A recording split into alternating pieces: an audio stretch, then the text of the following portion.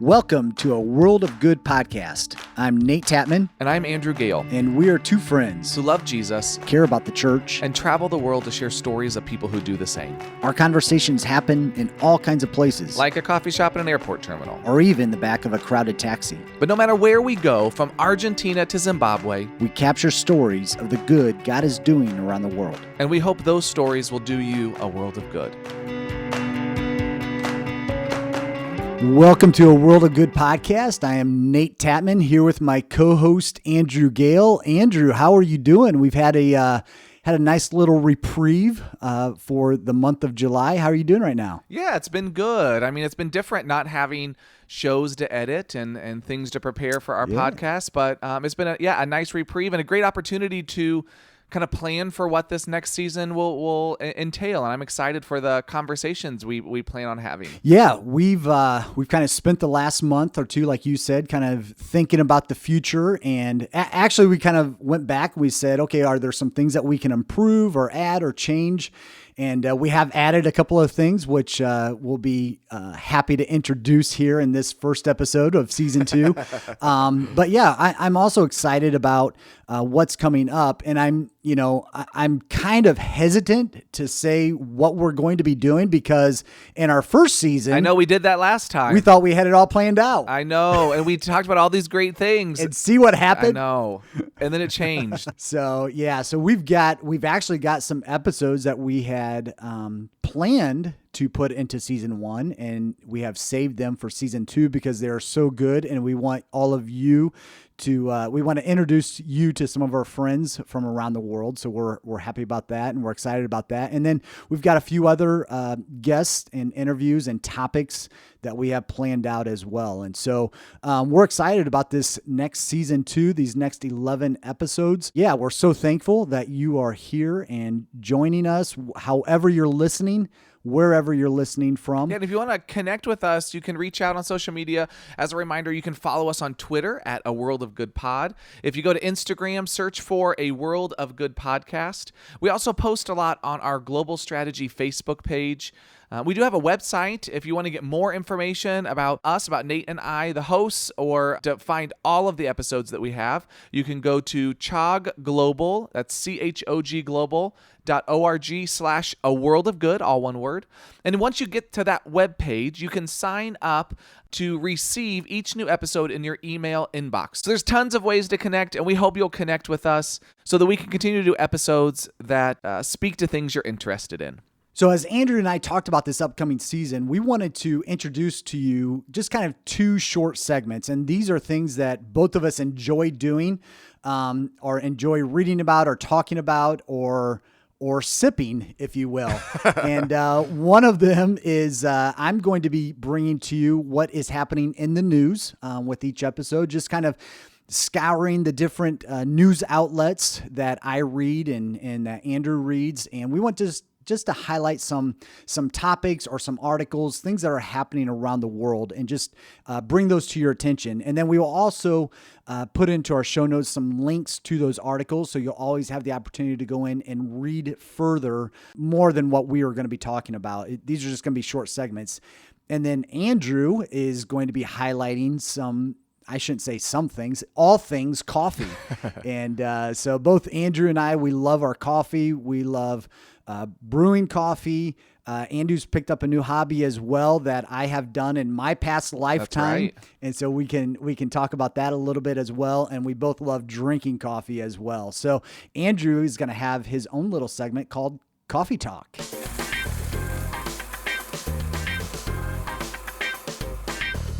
Now for Coffee Talk. How awesome is it that we have our own intro music for that segment? So, dude, we are stepping it up for season 2. We are very professional. We're very professional here. That's all I'll say. I love that we get to do these new segments, and I love that your segment is like helping people learn about the world, and mine is talking about coffee. Like that, it doesn't feel like mine's quite as helpful to humanity, but it's very fitting. So, why Coffee Talk? What is Coffee Talk? Well, when we were recording some of these episodes last season from our own respective houses via Zoom, people could tell, not just we were doing these, but other Zoom meetings, there were a shelf behind me where I had a number of different kind of coffee contraptions. And I always had fun showing people these different coffee brewing methods. So like I have a pour over and a mocha pot and an AeroPress and a French press and a turkey coffee maker that is called a sezv, I think, if I don't exactly know how to pronounce it, or a chorreador, which is a Costa Rican coffee brewing method. Anyways, I just love coffee. And since then, I was given a coffee roaster from a friend and started my own roasting. So all that to say, I'm pretty deep into the coffee culture world and trying to dig my way out. So now I'm reading about like processing methods for the beans before they arrive and regional bean varieties. It's really bad. It's very dangerous. And I just thought, why not share this very important information with other people? Absolutely. So in future episodes, I won't get into anything real specific today, but in future episodes, I thought I would just take a couple minutes and talk about different brewing methods. What kind of coffee am I drinking today? A recent roast that I've done, coffee bean origins, who knows? I don't know where it'll go, but it'll be something fun and something coffee related. So for instance, today I am drinking this wonderful cup of Nicaraguan coffee that I roasted this past weekend. My office, every morning we have a ritual where I go on to our kind of group chat page and say, please place your coffee mugs in the kitchen. And then I will go brew. Very coronavirus safe, correct? It is coronavirus safe because we don't want to, we're not going to pass around a coffee pot. So they place their coffee mugs in the designated kitchen area. I make our pot of French press coffee and then I pour it into each of their mugs as a way to kind of start our day. And so, I'm drinking a delicious cup of Nicaraguan coffee, and it's exactly what I needed while I'm sitting in this very dreary, sad Indiana day. So I don't know if we've talked about this in previous episodes or not, but my wife Stacy and we used to own a coffee shop for about 5 years. And so, I feel like I'm fairly knowledgeable, or at least in my past lifetime, I've been very knowledgeable of coffee and actually coffee roasting as well. I roasted coffee beans for a period of time for a coffee shop. So I don't know about anybody else, but I am really excited about your coffee talk because I want to talk about coffee. There's not too many people that know the ins and outs of coffee and how it's made and how it's processed and roasted and how it's best served and all that kind of. I feel like I'm a coffee evangelist in sometimes, especially when I have friends who are drinking Folgers coffee.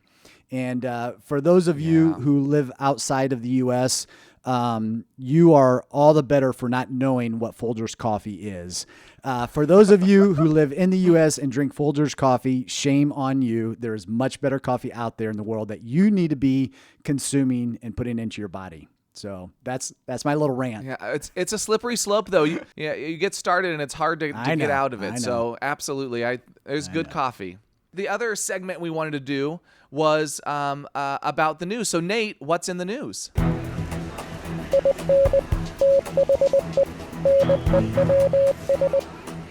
Wow, I sound like I'm inside of a newsroom right now. It was very realistic. I need to have like my press hat on and, my pencil in my ear and all that kind of stuff. But I'm sorry. So you just described a newsroom from like the 1950s. So did you also time travel to your newsroom?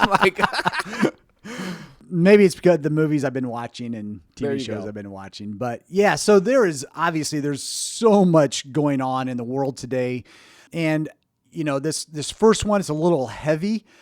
This first episode. In future episodes, I'm going to try to balance this between the good things that are happening in the world, but also the serious things that I feel like, again, I live here in Northeast Indiana, Midwest United States, and I'm not sure how many of us are aware of a lot of these global issues that are happening. And so I ran across a couple of articles over the last couple of weeks as I was researching for what I was going to be talking about and landed in China for this first article. And, obviously China has been in the news a lot over the last 6 to 8, 9 months because of the coronavirus and it originating from there and everything. But something else that has been kind of happening in China that has piqued kind of into our news, the persecution of religious freedom in China has really ramped up. And so I came across this article in bitterwinter.org, and it's an online magazine that writes specifically about religious liberty and human rights in China. And this was a July 16th article entitled "People on Social Welfare Ordered to Worship CCP, Not God."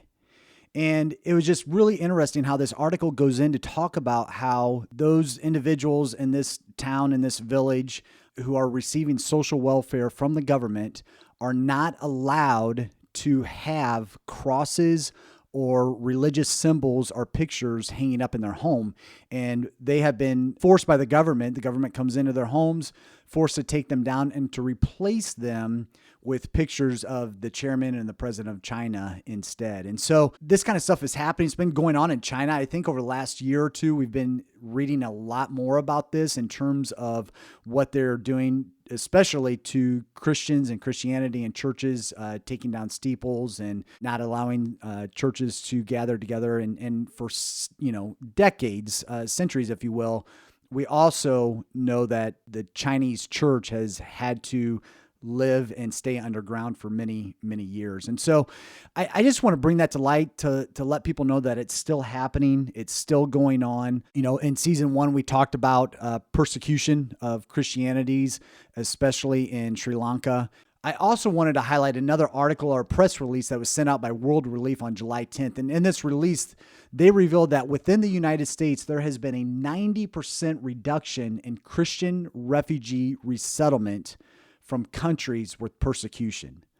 And World Relief and Open Doors USA, they went on to do this study and found this revealing report. And just to kind of give you some comparison, prior to 2015, the norm was to resettle about 95,000 refugees per year. 95,000. I believe 18,000 of those were specific to those being persecuted from religious expressions of worship.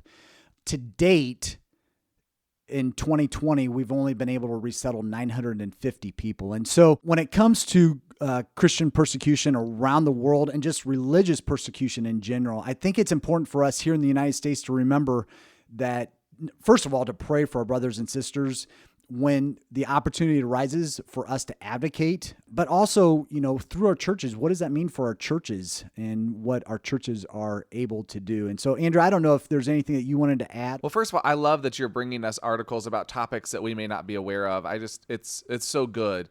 And so check out those articles in the show notes if you're looking to read the full article. I think that this is a great reminder that we need to be praying for our brothers and sisters around the world. I think about, the church of God in Hong Kong and some of the challenges that they're facing in terms of the new security laws that have come out from China and what that's doing to some of those churches and the freedoms that they had experienced at one point in time. And I just think both of those articles are important for us and the church, especially as Christians in the U.S., to be aware of, that we don't always know how decisions that are made, even governmental decisions like related to refugees, like you mentioned, how that reflects on us as Christians to the rest of the world. Mm-hmm. And so I just think we have to be aware of that so that we can, advocate. We have so much to be thankful for living here in the United States, the freedoms that we have. And I know, unfortunately, there's a lot of things that we can complain about as well. And some people choose to do that. But at the same time, we have to remember that regardless of what we are feeling as Christians living here in the U.S., we are not experiencing persecution in anywhere compared to what our brothers and sisters are experiencing around the world and especially in China. Yeah, during, I think, this pandemic, we've been so internally focused that sometimes we've missed these kinds of stories. So thanks for bringing that to our attention. The interview today that we have for you is Corey and Abby Stocksdale. It was recorded last November 2019. Like we said, this was one of our planned interviews for last season, that in the midst of the pandemic, we focus on some other things, but we really want you to hear. It's a great interview with Corey and Abby. They are missionaries with global strategy in Botswana. They have 3 young kids. And as I was going to visit them in November, I thought, wouldn't it be powerful for folks in the U.S. to hear from them about their experience and the reality of raising kids in another country. I don't know that we have a real grasp of what that means and what that looks like. And I just really wanted us to have an opportunity to hear about that. And so we sat down on their couch and I started asking them some questions and recording it. And I hope you'll enjoy this conversation. As you listen, I would encourage you to listen for the ways that God has been faithful in the midst of the challenges that they have faced. And one of the things that Abby mentions is the power of receiving mail when they are in the field. Now, they're currently in the United States, but they'll be back in Botswana. So if you want to send them letters, you can feel free to mail them to us, and we can send them on to them in Botswana. And our address is in the show notes for this episode. So here's the interview with Corey and Abby Stocksdale.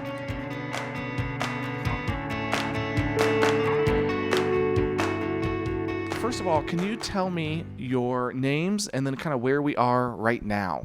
My name is Abby Stocksdale. And I am Corey Stocksdale.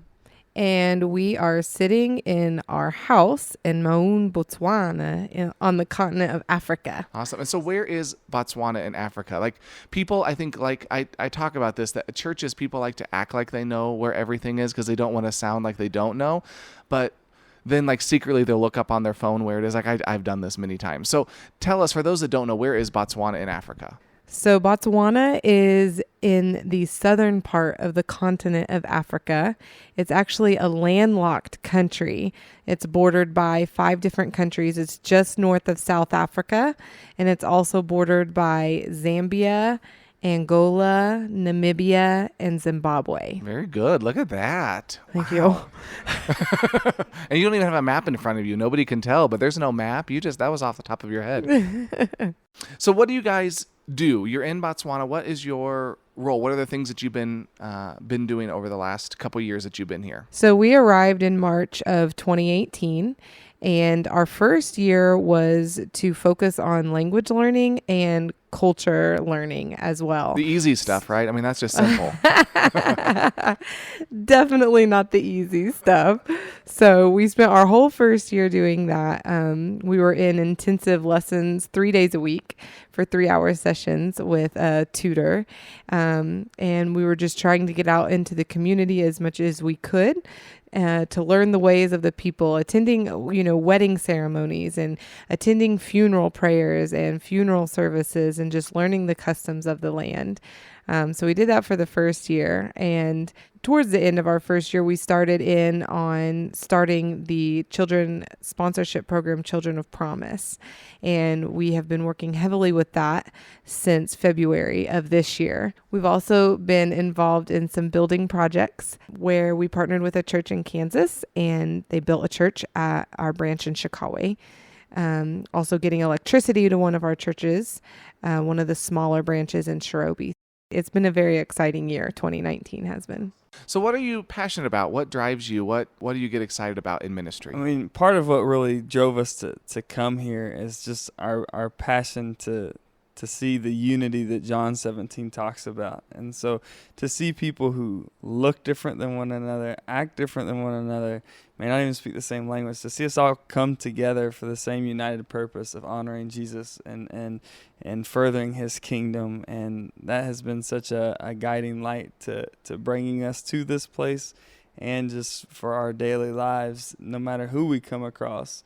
Maun, where we live, there's a large diversity of people from lots of different places around the world. And so we're given the opportunity to try and make that unity we desire to see that Scripture talks about to make it happen. That's very cool.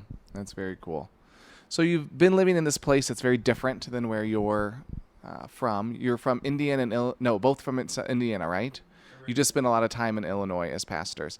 So what have you learned about God and about your faith in these last couple of years that you've spent in Botswana? Have there been any revelations or things that you've experienced that would just be good for people to think about in terms of your faith? For me, it started even before we got on the field, but it has been a consistent theme through the whole calling of stepping into mission work is God's faithfulness.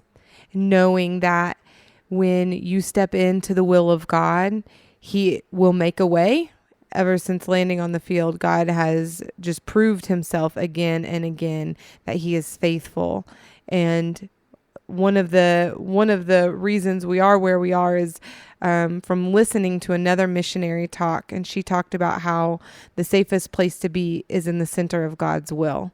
And that has come to ring so true in our lives. I never stepped foot on Botswana soil until we landed the day that we were moving here. So just to trust that I'm in the will of God and he will make a way. And he has just proved himself faithful again and again and again. That's awesome. For me, I would say I've learned so much about being patient and, the patience that God desires of us in waiting upon his will. And I've learned it in lots of different ways because in our culture here, we're kind of forced to be patient, waiting in long queues, just waiting to do almost everything that is so automatic for us when we live in the States, paying bills. And these days, we pay all our bills online in the States. And here, I go and wait in long lines, and it's just it's so different. And so there's those lessons of patience, but then also just the people here. They have this spirit of patience about them. They don't get upset so quickly as we do, and they don't get bothered by inefficiencies. Because to them, when you're honoring each other and showing each other love and respect, that's good enough. Everything doesn't have to run on a clock and be quick, and get done. And so it's been a constant lesson for me, a spiritual lesson for me. Oh, I love that. So I want to shift and talk a little bit about Botswana specifically, giving us some context for this country that you live in. So tell us about the ethnic makeup of Botswana and maybe some of the history. You made a comment that there's all kinds of different people here. So who are some of those people and why is it so diverse? Okay, sure. First of all, and I would guess it's like this in many parts of Africa, but you still have your different tribes. And so they're still very prevalent. They still have their tribal chiefs, which here it's called, a chief is called a Kosi. And so you've got the different tribes, and many of them do have their own languages, though you don't hear those languages as much anymore. What is the main language in Botswana? Sure, the main language here in Botswana is Setswana, or some people just call it Swana. But yeah, so that's the main language, and English is kind of a secondary language. People may speak their tribal language first, so they speak their tribal language, they speak Setswana, and they speak some English that they've learned in school. Then you've got some white or Caucasian Botswana people who've just been here for many generations at this point, because Botswana was once a protectorate, an English protectorate. It was not colonized like much of the rest of Africa. It was just a protectorate. So you've got some of those folks, and you've got a large amount of folks from South Africa. Most of them are in the tourism industry and run safaris, etc. And then you've got quite a few folks from Europe as well. When we were talking the other day, you mentioned that there's a lot of elephants in Botswana.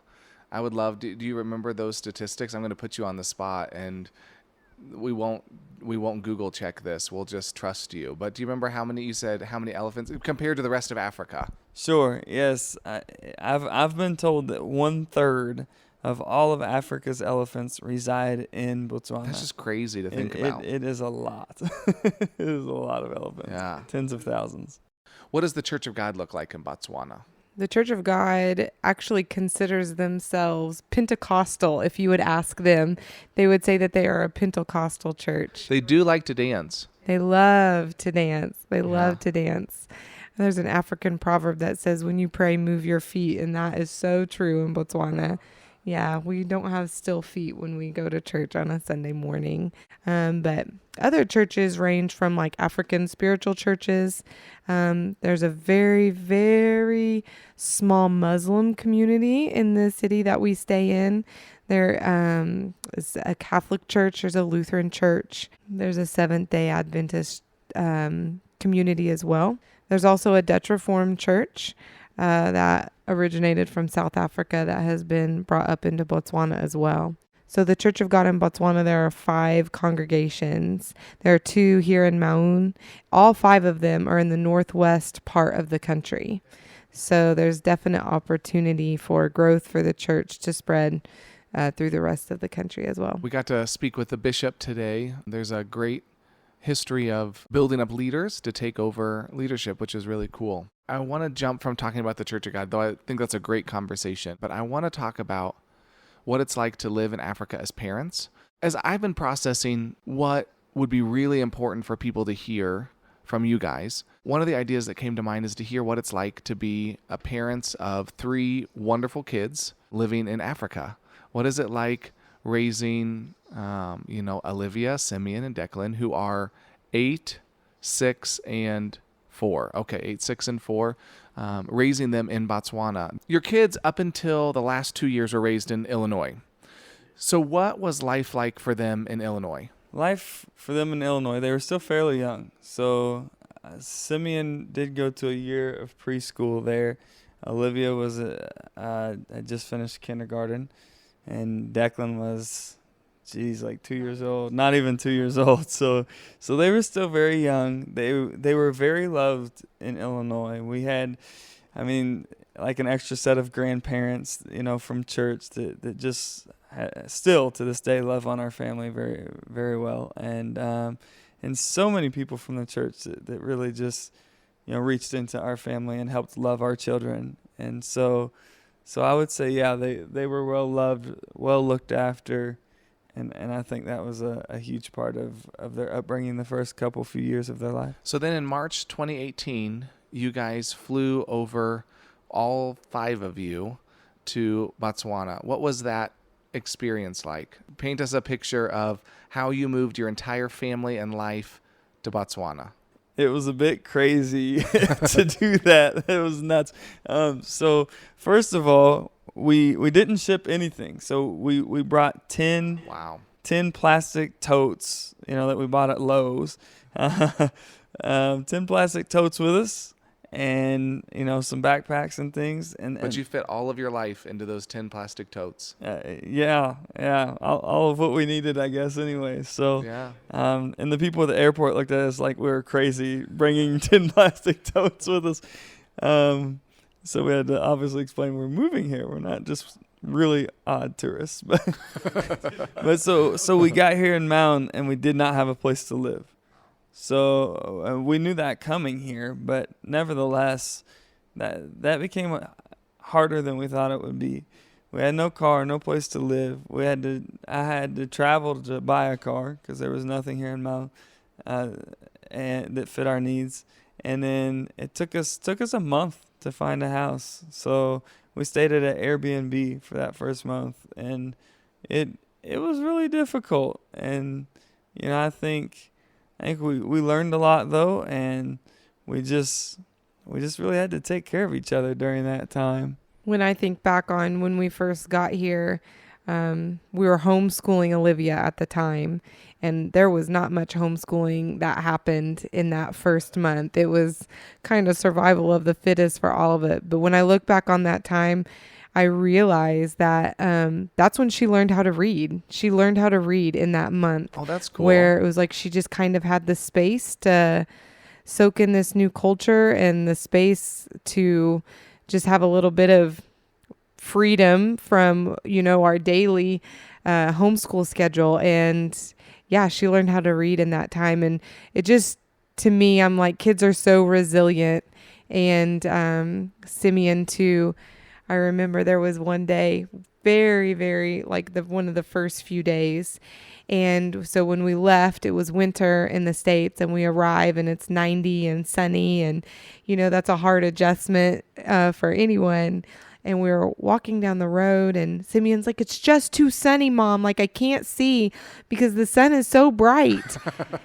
And I was like, "Well," I said, "you can pray about that, buddy." And he's like, "Jesus, will you please take the sun away?"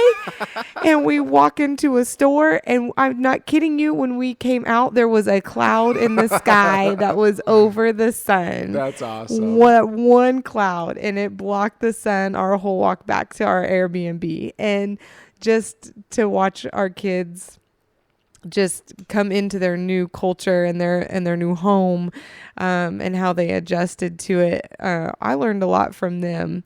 And so yeah, they have adjusted well for what they've had to experience. So since it took us so long to find a home, we were all anxious about it. We were all concerned. And like Corey said, he had to travel to buy our car. He had to go to the embassy that was in the capital city, like 10 hours away, to get documents stamped and certified so that we could work on getting our permits to be able to stay here long term, which left me and the kids by ourselves. In a brand new country. Yeah, it's just crazy to think about now. So while he was away, one of the pastor's wives took us to see a couple homes. And the first home she took us to, we walked in and somebody had severed the cords to some electricity, and there was rusty pipes out in the yard. Perfect for raising kids. Wonderful. Wonderful. And there was even like a area where it must have once been a pool, but it was completely filled with trash. And I'm like, I don't think this is a real safe spot. Like a trash ball pit. Yeah. Yeah, I'm not really sure that would be very sanitary. So the next place that we went to as well, it was a yard full of sticker burrs, which were right on the edge of the Kalahari Desert. So it's very hard for anything to grow. Some people try to grow grass in their yard, but this yard was just full of sticker burrs, and it was just not going to be a great place again. The house had cracks in the ceiling. It wasn't ideal for, a family with young children. So we were kind of taking our Airbnb week by week, and the lady finally told us, okay, you have until the 19th. She was like, but I do have it booked then. She was like, so you can stay as long as the 19th, but then you'll have to go. And so Corey was like, he finally got back from his trip, and he said, there's one other guy that I talked to before we came. I could check with him again. And so he contacted him, and he said, actually, the person that was going to rent, it didn't work out. Why don't you come and take a look at it? And so we came and we took a look at the house. And when we walked in, Olivia said, Mommy, I think God just answered our prayer. It was just a beautiful home that we knew could be an oasis for our family, a place that we could find comfort and rest in together. And the rest is history, because here we sit in this home right now as we're doing this podcast. So yeah, that was quite a journey. And so we moved in, just so you know, we moved in on the 16th, and we had until the 19th. And there was so many experiences when we first got here, that we talked about the 11th hour, that God worked a miracle in the 11th hour. But just like I talked about earlier about his faithfulness, like we just had to learn to not worry, to keep trusting, because he always has made a way. That's really cool. That's very cool. So what's a normal day like for you guys? Like, paint us a picture of what that experience is for your family on a day-to-day basis. Sure. So 3 days a week we do our language learning, and so on those days, like I'll take the kids to school. I'll pick up our language helper, language teacher, and our gardener. And I'll come back, and they're both guys from church, so we're able to really invest in each other that way. And so when we get back, we do 3 hours of language learning, and then I take them back, and then I go pick up the kids, and the school is a good 20-minute drive or so it's on the far other side of town. So by the time I get back, a lot of the day is gone. And then we make sure the kids eat if they didn't eat enough at school or whatever, and then they usually take a rest time, and that's when we'll try and get some work done, or if one of us needs to go to town or go meet with somebody or something like that, that's when we do those things. And also the kids sometimes have after school activities, and we also a carpool with other people, and so a lot of time is taken up just trying to care for them, for sure. But a lot of times we'll try and take advantage if one has to do stuff for the kids and the other is doing work or meeting with people or whatever. And so I'd say it's a pretty typical day. And then it's family time, like from 4 o'clock, 5 o'clock on, we're here, we're together almost every night, because people don't usually do things at nighttime that often. It's a very safe country, but still, it's, you just don't really go out at night like you would in the States. Tell me about what is similar or what is different. What's changed from life in Illinois to life in Botswana? There's a lot that's different. I used to like boating and skiing and things, and here, if you do that, you might get eaten by a crocodile. So that's something that's different. Higher risk. Yeah, much higher risk. Culturally, it's just so very different. I mean, I'm sure I could spend, hours just talking about how different it is culturally, and things, things are just done so much differently, and what they care about a lot of times is just very different from what we as Americans care about. But there's so much richness to gather from this culture. Recently they had the elections, and one of the guys lost so many votes because he called the current president a name, warthog, and that stuff happens all the time in American politics. Here, that pretty much ruined his candidacy. Because respect is so big. So there's so many different nuances, I guess I could say, of culture that just are very different, but very just teach us a lot. Absolutely. I think that there is a lot that is different between living in Illinois and living here in Botswana. One thing is here, most of the homes have a wall around it. They call it a stop nonsense.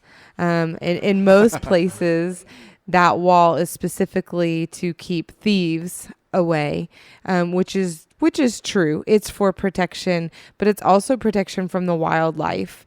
We've had elephants as close as 1 kilometer away from our home. We had a hippo right outside our gate one day. Like, we could look over our gate and see the hippopotamus. Which are one of the most dangerous animals. Yes. People don't realize that, but yes, yeah. Absolutely. So our dogs were barking, and luckily Corey looked over the fence instead of opening it to see what was out there. We are in walking distance to the river, which is full of crocodiles and hippos as well. So obviously that is really different than living in Illinois. And then there's small things like driving on the opposite side of the road and the opposite side of the car. That's definitely different.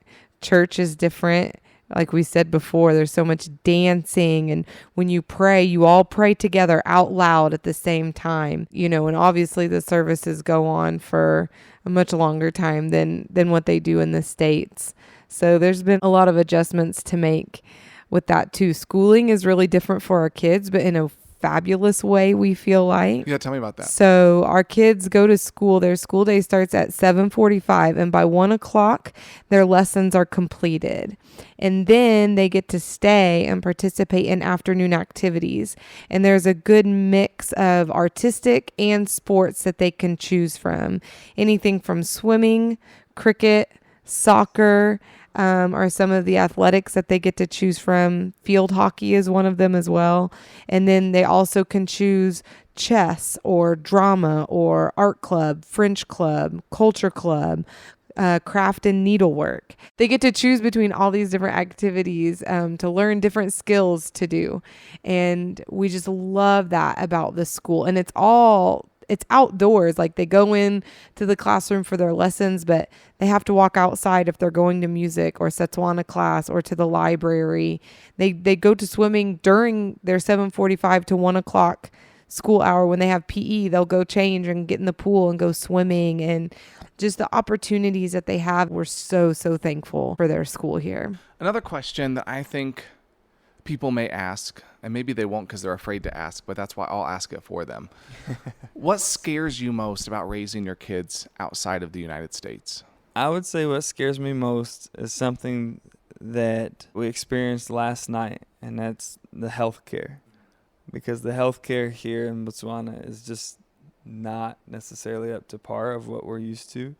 And last night, the reason why I referenced last night, one of our kids, our youngest, he was having breathing problems out of nowhere in the middle of the night. And so we really had to stop and think whether or not we were willing to take him to the hospital. There's been some pretty scary stories that have come out of that hospital of things that have happened to people and even to children.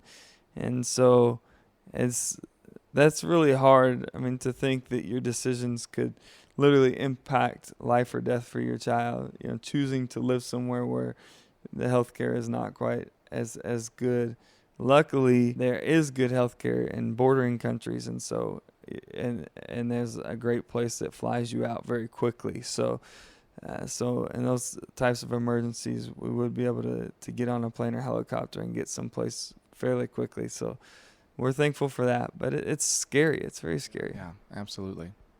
Did you want to answer that question? I don't want to go too quickly. Probably the other thing that I think about as far as scary for our children, sometimes I worry about how they'll fit in life, or whenever they go back to the States and are with family or old friends. I worry for them, or that it's going to be difficult and that they'll have a hard time. Even in conversations now with people, they don't fully get what our kids are experiencing. Even here, even at their school, they're one of 2 American families, and that's it. There's no other Americans in the school. And so having a place to fit in life, it's a scary step, but something that we have to trust the Lord in. Somebody told me along the way, they're like, God didn't forget your kids when he called you to the mission field. He's got a plan. He knew that this was going to be their story. He has a plan to use it too. And just the theme of God's faithfulness, we just have to trust that he's going to be faithful and work it all out for good. So, but that it's still scary. Absolutely. I think that's a fear that every parent has, like whether their kid will fit in, but then you add to it this cross-cultural element that just makes it even more. It's just another, not barrier, but it's another unique challenge that kids have to figure out as they learn to work with each other and connect with each other. What are you most grateful about for the opportunity of your kids to live outside the U.S.? I would say there's multiple things. One of the things we're most grateful for, we've talked about a little bit, and that's the schooling here. We love experiential learning, and our kids are getting that here, and it's just brilliant. And because of the way school works here, we get more time together as a family, which is so important. I mean, we sit together almost every single day for dinner at the dinner table, and so it's brilliant. I love that piece of it. We love that piece of it. But then also just living cross-culturally, so like getting to know other people groups, getting to know how other people do things, getting a bigger and I would even say better worldview and understanding, and being comfortable in many different situations and around many different people. Our kids definitely don't really shy away from people who look or talk differently than them, and they're not afraid to jump in when they want to. Of course, they're kids, so they have their moments, but I just think that's brilliant. And even learning that people worship God differently, and that's okay. Yes, absolutely. My last question is, how can we be praying for you? How can the churches in the States that support you, other churches that are listening to this, individuals, family, friends, how do we support you as you walk this journey of raising your kids in a different country? Something that comes to mind for supporting our family, something that is super special and rare for us is mail.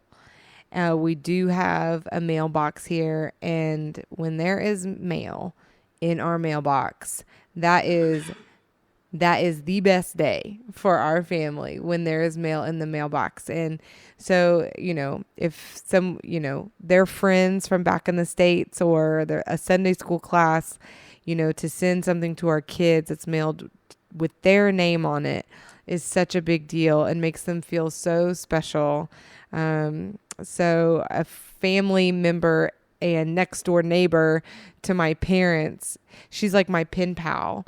And that has been the best thing. I cry. Like every time she sends me a letter, I just cry. And it's always about what's going on at the farm or at the church. And, just an update on what had happened that week. But it is like the best thing to get that from her. And just so life-giving.